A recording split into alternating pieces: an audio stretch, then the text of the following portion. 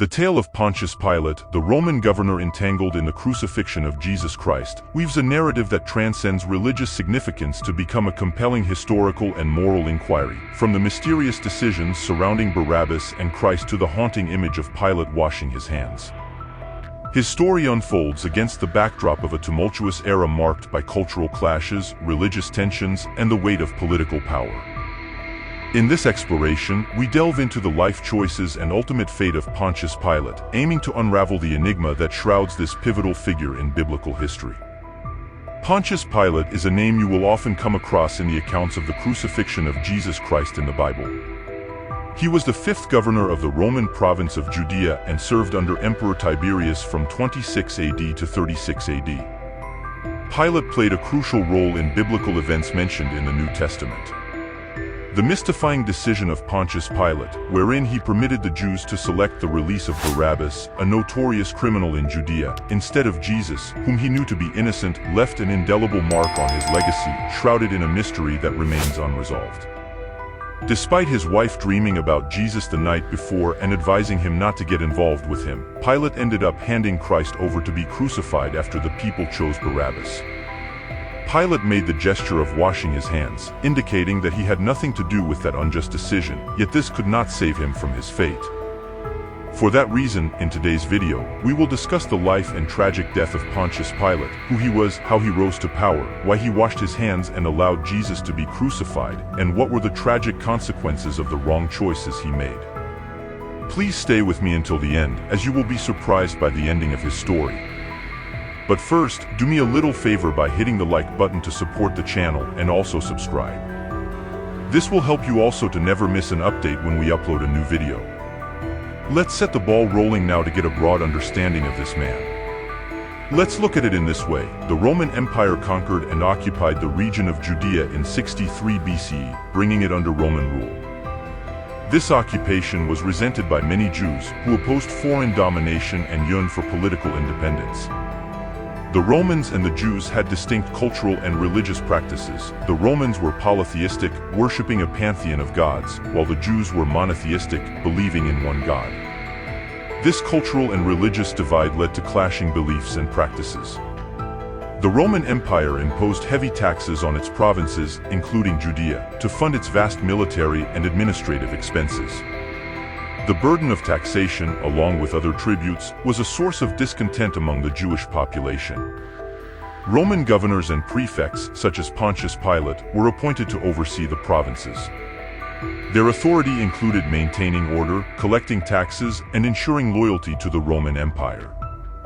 The manner in which these officials exercised their power sometimes led to conflict with the local population. The Romans sometimes showed cultural insensitivity to Jewish religious practices.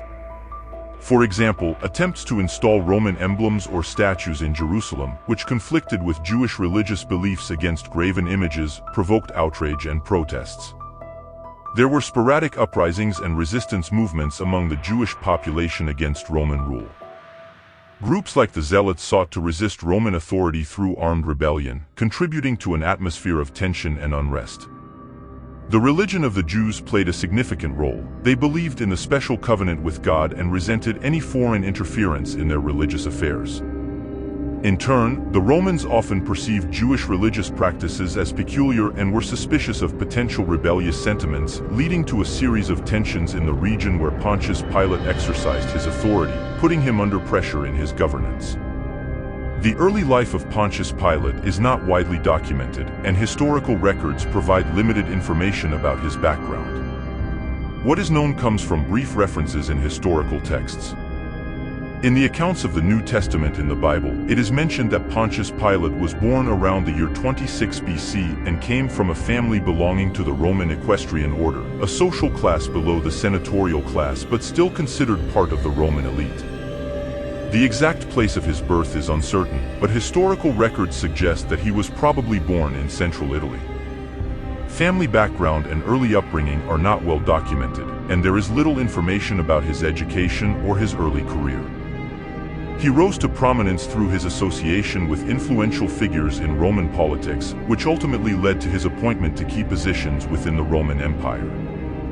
Pilate's entry into public service is often attributed to his connections and relationships with influential individuals in Rome. It was not unusual for individuals from the equestrian class to secure positions within the Roman administration through familial or political connections. Pilate's career in public service progressed, and he eventually became the prefect governor of the Roman province of Judea, a position he held approximately from the year 26 to 36 AD. Pilate shared a limited amount of civil and religious power with the Jewish Sanhedrin, an assembly of 23 or 71 elders. As prefect of Judea, he was responsible for the overall civil administration of the province, which included the enforcement of Roman law, the maintenance of public order, and the administration of justice.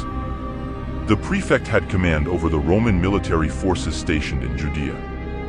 This authority allowed him to use military power to maintain order, suppress rebellions, and address any threats to Roman rule. Pilate oversaw the collection of taxes and tributes from the population of Judea, a crucial aspect of Roman governance, as the revenue generated from the provinces helped support the vast Roman Empire.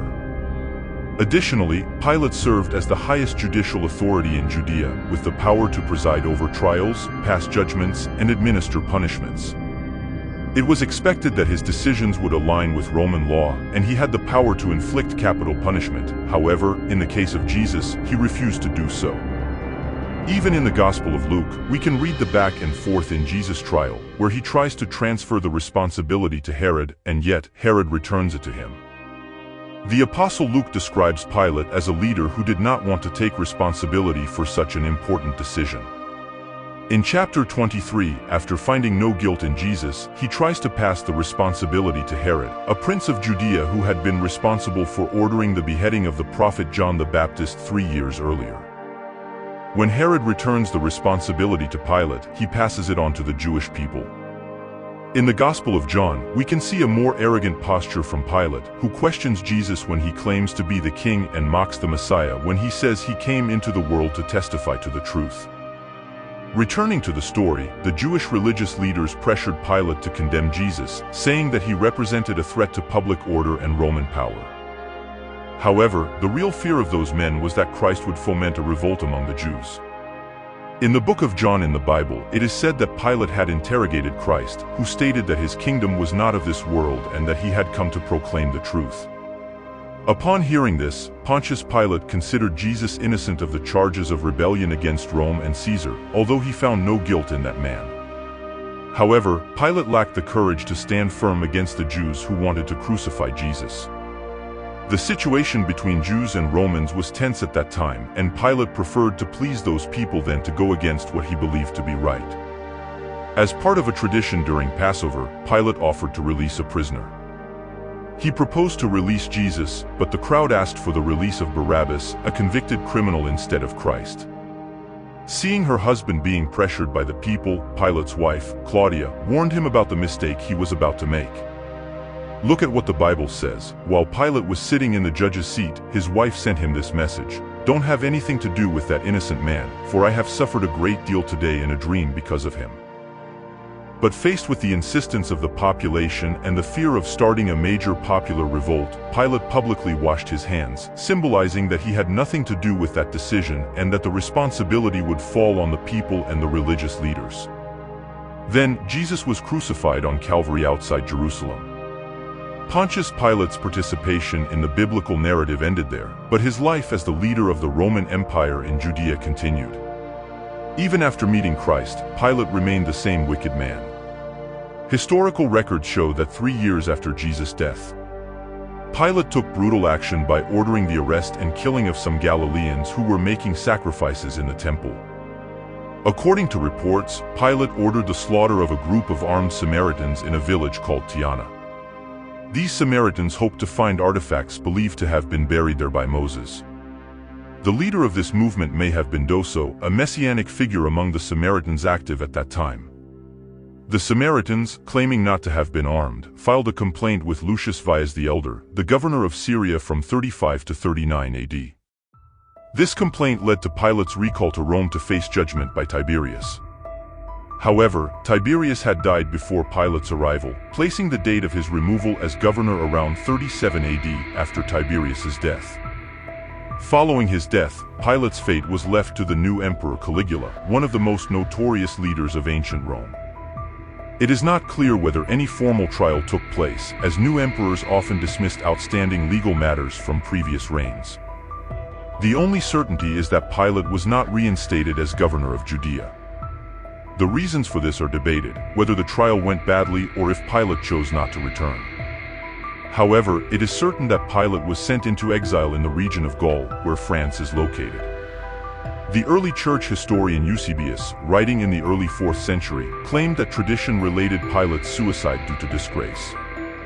Eusebius provides an account of Pontius Pilate's death in his work, Church History, at 2.7.1. According to Eusebius, this information is derived from tradition, and he does not offer explicit details or sources. The same writer, Josephus, in the 18th book of the Antiquities, mentions that Herod Agrippa, appointed king by Claudius, killed James, the brother of John, with the sword, and that Peter, after being imprisoned, was crucified. He also says that it is reported in many historical works that Pilate fell into such calamities that he was forced to become his own murderer. In this passage, Eusebius attributes the information about Pilate's suicide to many historical works, but he does not specify which ones will provide direct references to corroborate this claim. The use of the term, "it is reported," suggests that Eusebius is relaying information that was part of the broader tradition circulating at the time, rather than relying on specific documented evidence. Scholars have approached Eusebius' account with caution due to the lack of independent corroboration and the fact that he himself acknowledges the information as part of the tradition. The narrative about Pilate's suicide may have served a theological purpose by emphasizing divine retribution for his role in the crucifixion of Jesus, rather than being grounded in concrete historical evidence. There has been some debate on this claim, although early historians like Daniel Schwartz argue against dismissing Eusebius' claims lightly. Notable sources, including the 2nd century philosopher Celsus, question why, if Jesus was God, Pilate had not been punished. The Christian apologist Origen, writing around 248 AD, responded by suggesting that nothing bad happened to Pilate because the responsibility for Jesus' death lay with the Jews, not Pilate. Pilate's supposed suicide is not mentioned in the works of Josephus, Phocylides, or Tacitus. Paul Meyer suggests that Pilate's fate likely involved retiring as a government official and becoming a pensioned Roman magistrate rather than meeting a more disastrous outcome. Joan Taylor notes that Phlegon mentioned Pilate as if he were already dead in the embassy to Gaius, written a few years after Pilate's tenure as governor. Pontius Pilate's legacy stands as a poignant reminder of the complex interplay between power, morality, and personal conviction. His pivotal role in the crucifixion narrative, marked by moments of moral ambiguity and political expediency, continues to captivate minds across the centuries. The enigmatic washing of hands, reluctant choices under pressure, and ultimate consequences faced by Pilate paint a vivid tableau of a leader torn between conflicting forces, whether in the realm of faith or in the annals of history. The tale of Pontius Pilate remains a timeless exploration of the human condition, prompting reflection on the enduring impact of choices made in the crucible of pivotal moments. If you enjoy this episode on this channel, share, like, and comment on what you think about these claims about the death and works of Pontius Pilate, who crucified Jesus. Thank you for watching.